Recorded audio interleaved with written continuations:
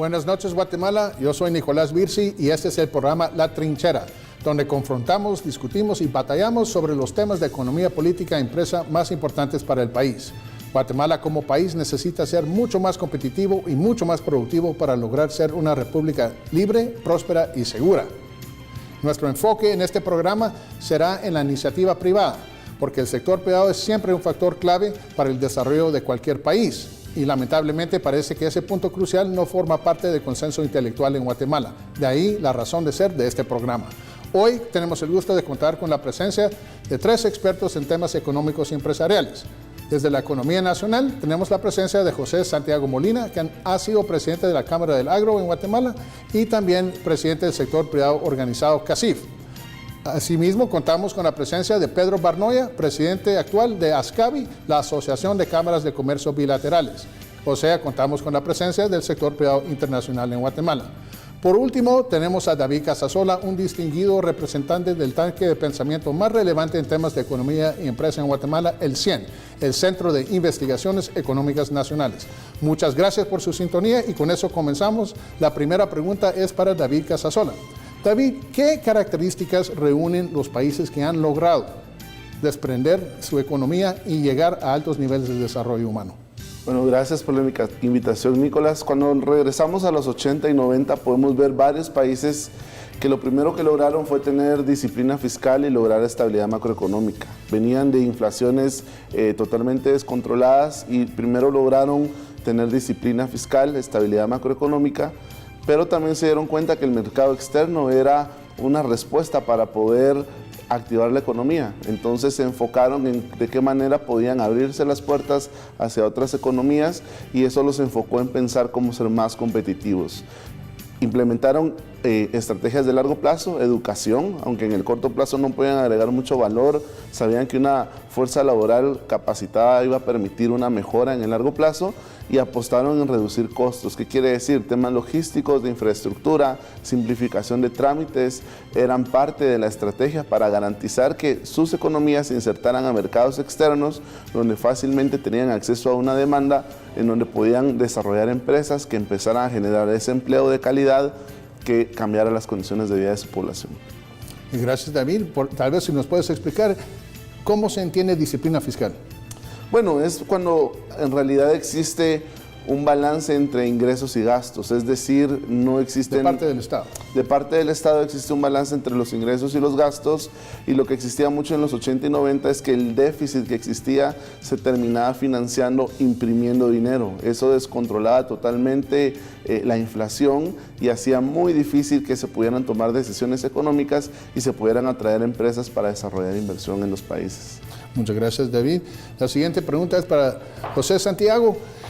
¿Cuáles han sido los mayores retos para los sectores privados en Guatemala para detonar la creación de riqueza y de empleo?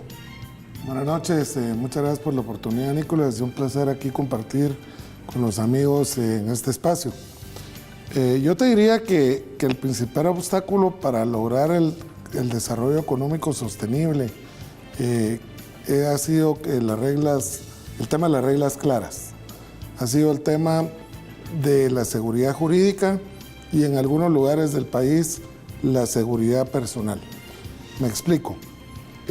Yo vengo del sector palmicultor del país y por eso pues tuve la oportunidad de presidir la Cámara del Agro hace 3 años y te diría que todo el movimiento que le llaman conflictividad, que yo le llamo ausencia de gobernabilidad, realmente es un tema en la mayor parte de los casos de iniciativas de personas individuales o colectivas que lucran de hacer eso. Y eso lo que hace es perjudicar la inversión, cuando realmente la ciudadanía en el campo necesita de las oportunidades de empleo, porque en un país donde hay tanta ausencia de Estado, el sector privado es el que les lleva la oportunidad de empleo, la oportunidad de inversión y al final de cuentas el desarrollo económico sostenible. Y que para que eso se logre dar, sí se necesita un mínimo de Estado. Y en temas de educación, en temas de salud, en temas de infraestructura, que eso es lo que nosotros desde el sector empresarial necesitamos para que lo que producimos tenga salida hacia el mercado de exportación y también hacia el abasto en el mercado nacional. Entonces necesitamos ese acompañamiento de un Estado mínimo, por lo menos, deseable que sea grande y fuerte la presencia estatal en los temas en los que tiene que estar presente. En temas de educación, salud y seguridad, porque pareciera que hay una discrepancia entre el Estado, la ausencia del Estado y la disciplina fiscal, o se puede balancear esos dos conceptos. Yo creo que son temas separados, sí. Porque el tema de presencia, por supuesto que tiene que tener un presupuesto asignado cada dependencia, pero también está el tema de la calidad del gasto, y ahí es donde tienen que tener meritocracia las personas que sirven al Estado, y por eso es importante también hacer modificaciones en las reglas claras a la ley de servicio civil, para que entonces hayan mejores guatemaltecos sirviendo a su país desde el lado del servicio público. Excelente. Entonces, si resumiendo tu punto, un Estado fuerte no necesariamente tiene que ser un Estado grande. No, tiene que ser un Estado eficiente. Muy bien. Y Pedro, ¿cómo perciben los inversionistas extranjeros a Guatemala? El clima de inversión, el clima de negocios en el país, ¿qué los atrae a Guatemala? Pues muchas gracias, Nicolás, y felicitaciones por tu programa. Qué bueno que estás ya aquí al aire. Bueno, definitivamente los inversionistas, dado los últimos acontecimientos de nuestro país, existe una alta expectativa en qué va a suceder o qué está sucediendo en nuestro país.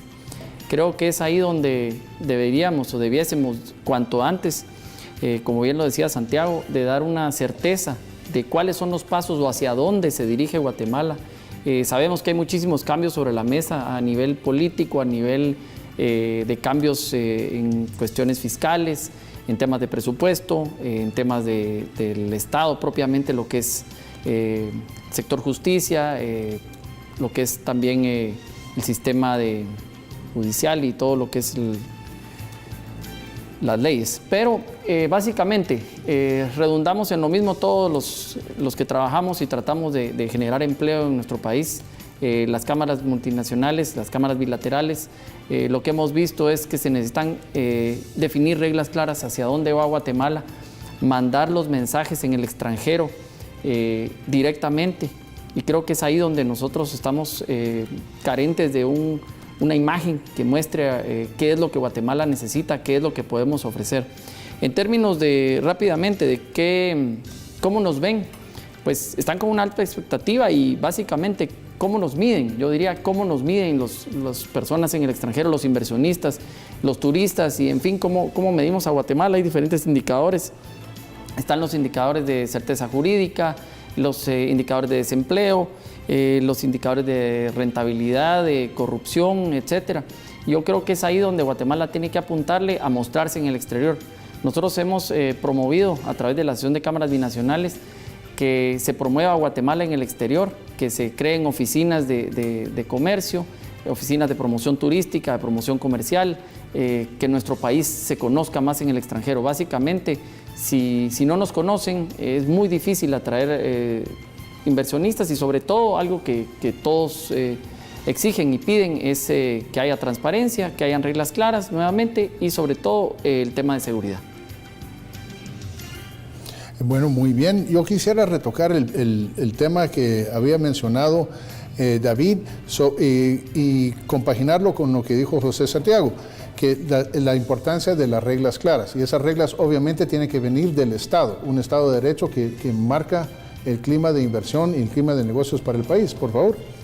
Bueno, sin duda alguna es necesario dar una certeza, y esta certeza nos ayuda a darnos cuenta que hoy en día Guatemala tiene altos niveles de informalidad, pero que en un país la informalidad no sea la excepción, sino sea la regla, lo que hace es revisar el tipo de rigideces que existen en leyes laborales, en leyes comerciales, en leyes para registrar negocios, y sin duda alguna necesitamos ir evolucionando. Así como la economía innova y se adapta a nuevos cambios, la legislación que data mucha de ella de 1947 necesita empezar a reflejar que hoy en día tenemos sectores que tienen otras características económicas y que no deben de cambiar a lo largo del tiempo o en un instante, por decirlo así. Yo creo que cuando hablamos de certeza, estamos hablando que esas son reglas que cuando se dan condiciones de inversión son las que van a permanecer en el plazo que tiene la inversión y no van a cambiar de un día a otro dependiendo de acontecimientos externos. Gracias, David. Con eso nos vamos a corte.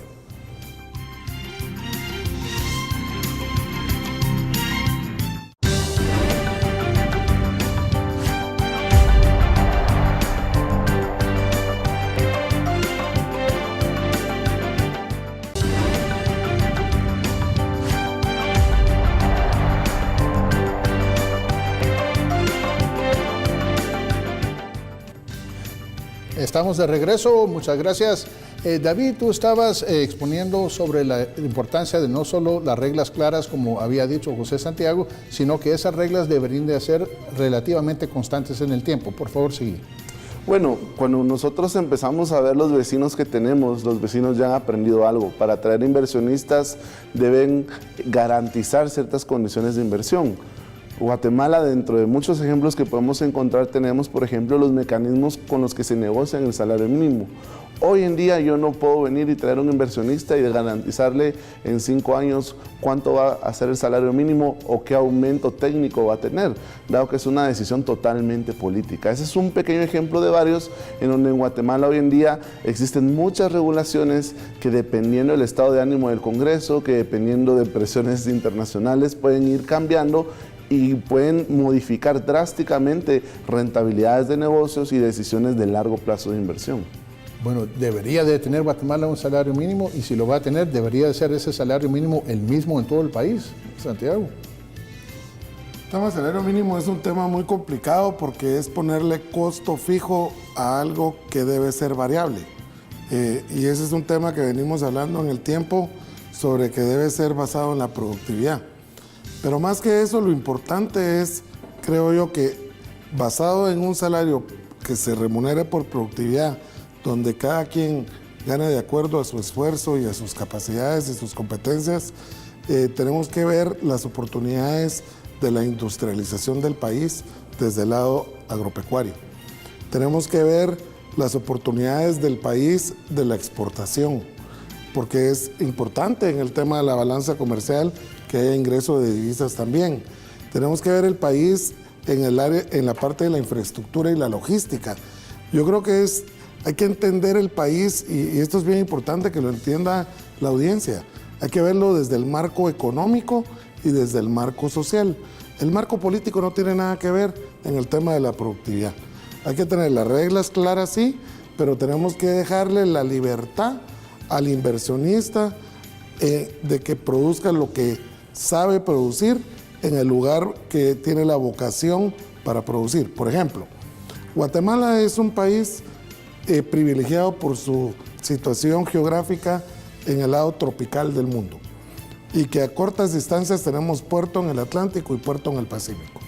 En la parte, por ejemplo, del cultivo de la palma de aceite, que es la gremial que presido actualmente, Guatemala, por si no lo sabe la audiencia, es el país de mayor producción por hectárea de fruta fresca en el mundo, y por ende de aceite crudo de palma, número 1. También, por si no lo sabe la audiencia, Guatemala es el mayor productor por hectárea de banano en el mundo. Lo que pasa es que somos un país pequeño donde no figuramos en el mundo, pero para el país es importante. Guatemala, si no me equivoco, es el 5º mayor exportador de azúcar en el mundo. Y así, si vamos revisando cultivo a cultivo, el hule en Guatemala es productivo, le abastece al mercado mexicano, que no puede abastecerse por sí mismo. El aceite de palma abastece mucho al mercado mexicano, que no puede abastecerse por sí mismo, pero también exportamos a Europa y al resto de Centroamérica. Entonces, yo creo que es muy importante entender de que geográficamente somos un país que la economía es basada en la agricultura, pero eso no quiere decir de que no se industrialice y que no haya un desarrollo en comercio y servicios, porque las economías así es como prosperan.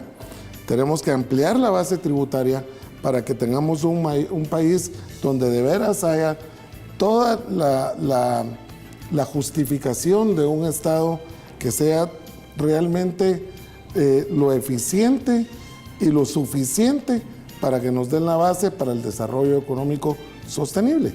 Y todo lo que necesitamos en el sector privado es nada más que nos dejen trabajar, así de simple. Lo que necesitamos también es que las instituciones del Estado sean eficientes y sean funcionales, que no sean burocráticas y que de veras encaminemos trabajando de la mano. Y en el sector PANO lo podemos ver, hay empresas grandes, hay empresas pequeñas y hay empresas medianas, hay de todo tamaño. Y a mí me gusta mucho enseñar lo que un agremiado hace en Ixcán Quiché, donde hay pequeños productores de 10 hectáreas, hay en la franja transversal del norte, hay en el sur del Petén. Estamos siendo parte de la solución económica y social, pero necesitamos que el Estado nos dé la infraestructura. Entonces son gobiernos que tienen que enfocarse en lo que tienen que enfocarse y no meterse a más cosas y no estar politizando la economía. Muy bien, muchas gracias. Pedro, José Santiago estaba hablando de cómo Guatemala está estratégicamente posicionada geográficamente. Si uno mira el mapa entre el norte y sur y Asia y Europa, ahí en medio de todo está Guatemala. Sí, ¿qué debe hacer Guatemala para expandir su red comercial? ¿Ves tú factible más comercio entre Guatemala y países en Asia, por ejemplo? Por supuesto, y yo diría que no solamente es el tema de cómo expandir nuestro comercio hacia Asia. El comercio hacia Asia está creciendo indiscutiblemente. La pregunta sería, ¿queremos que nos sigan enviando producto o queremos nosotros enviar producto? Yo tengo la suerte de presidir la Cámara de Cooperación y Comercio China-Guatemala y a través de ella hemos promovido que nuestro país no solo reciba producto de este gigante asiático, sino por el contrario, que sea conocido en China y algunos países de Asia y que nuestros productos lleguen. Efectivamente se ha logrado participar en distintos mecanismos que nos permiten que Guatemala primero se dé a conocer como país y segundo que nuestros productos estén llegando. Se ha logrado y sí se está haciendo. Ahora bien, creo que algo que es importante, Nicolás, es las misiones comerciales. Definitivamente Guatemala tiene que enfocarse en primero explorar, penetrar y luego conquistar esos mercados. Lógicamente buscar nichos de mercado, ya que, como bien Santiago lo decía, somos número uno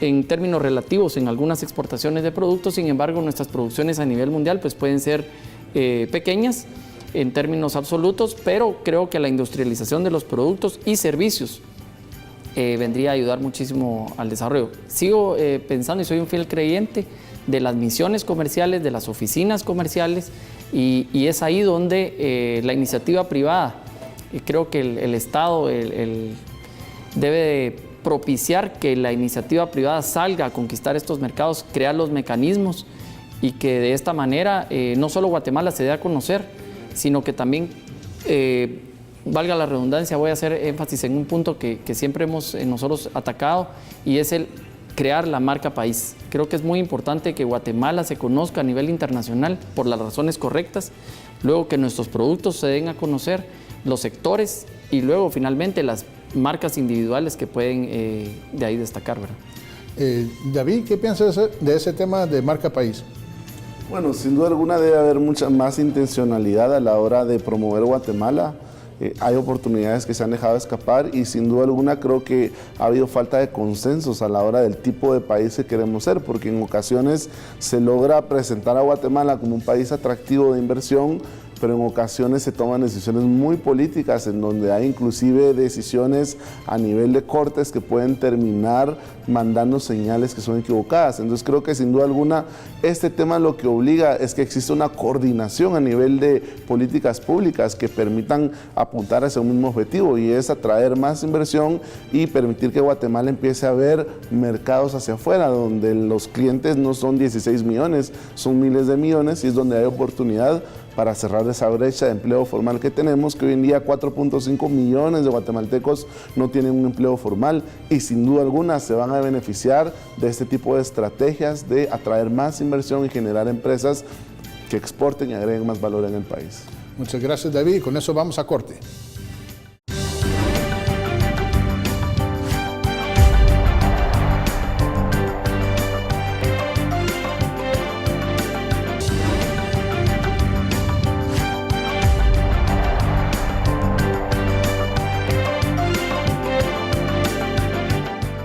Estamos de regreso. David, En el último segmento estabas hablando de lo que tenían que hacer los países para lograr el desarrollo. Yo te quisiera preguntar, en función de lo que había mencionado Pedro del comercio de Guatemala con diferentes países del mundo, ¿cuáles son los países modelos que tú consideras que Guatemala podría imitar? Bueno, cuando nosotros vemos las historias de desarrollo que han tenido muchos países asiáticos, cuando nosotros vemos el giro y las condiciones económicas que ellos tenían en los 70, que tenían inclusive algunos de ellos condiciones parecidas o inferiores a las de Guatemala. Aquí hablamos de China, hablamos de Corea del Sur, hablamos un poco de Taiwán, de Vietnam. Son países que en algún momento empezaron a ver mercados externos.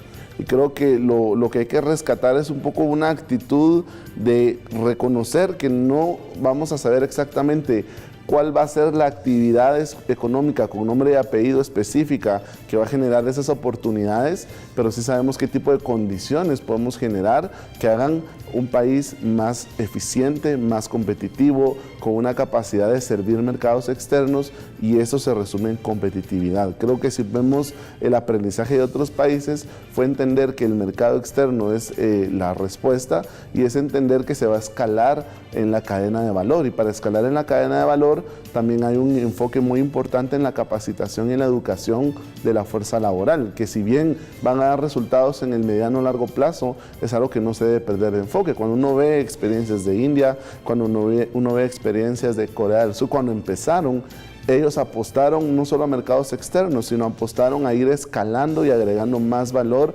a cualquiera que sea el producto que ellos tenían. Pero había una actitud de buscar, de intentar y de organizarse para hacer algo. Lamentablemente en Guatemala todavía no vemos ese giro en donde en los últimos 20 años hemos crecido a como crecen nuestros principales socios comerciales, es decir, Estados Unidos, buenos momentos internacionales, Guatemala crece más o menos bien, eso quiere decir que a puras penas logra igualar la tasa de crecimiento de la población, y cuando hay malos momentos no crecemos, no tenemos una dinámica interna, que es lo que lograron otros países en su momento.